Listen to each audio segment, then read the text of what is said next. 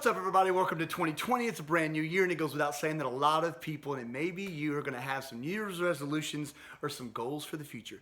Don't let any of your friends give you any flack about that. It's perfectly okay, even though it seems like a cliche. I myself love to reset this time of year. So it goes without saying that a lot of people, the majority of people, are going to try and want to lose some body fat in the future. You may have a little you need to lose. You may need to have a lot that you need to lose. You may have been working on this the last year, the last 5 years, your entire life. I don't know. But I know that I've been working professionally as a personal trainer for over 15 years. I've dealt a lot with this with my clients. I talk a lot with my friends and family about this every single year. The first thing that I typically hear about when people are talking about New Year's resolutions and trying to lose body fat is they're going to start an exercise program. Look, obviously, I think exercise is important. It's very important for your health. It's more important as time goes on. It does help burn some calories. It does help you lose some weight, but it is not the most important thing when it comes to fat loss, and it is not the first place to start. If you're going to start exercising at all, and you haven't been doing much so in the past, start by walking. Try to walk a lot more in your work day, every single day. Try to get There's not a certain number that's really that important, but I'd say try to get at least 5,000 to 10,000 steps minimum a day. And try to dedicate a 10 or 20 or 30-minute block every single day and start walking. Especially if you're over 35, this is a great place to start. Let your body kind of get acclimated before you start lifting weights, doing strength training, or doing running, or doing some high-intensity interval class at the gym. That stuff could beat you up. Start slowly, start walking every day, and continue until the end of time. Walking will always be important. But the first and most important place to start is with food. You've got to fix your food. And it's not just food, it's what you eat and what you drink. These are calories. I don't mean to offend anybody by saying this, but you've got to be okay with the obvious.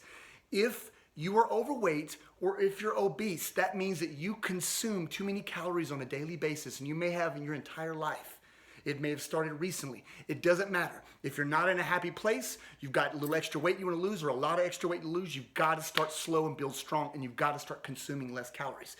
The problem is, and I worry about this sometimes when I tell people you've got to consume less calories, eating and drinking less, is people think if a little is good, a lot must be better. Do not starve yourself. Do not cut back too much too soon. It can be very dangerous for your health, and it can actually cause you to gain weight in some circumstances. Your body will hate you if you do that.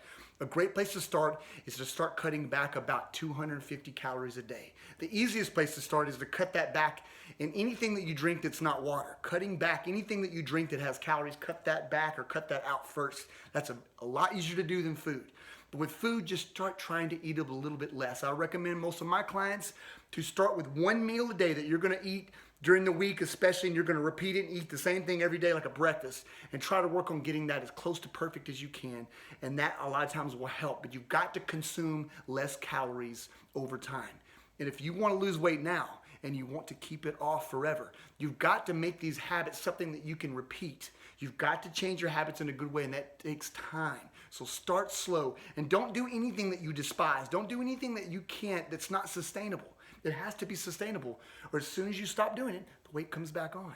And let me tell you, it gets harder to get that weight off as we get older. As we get older, it's much more important to exercise, much more important to strength train.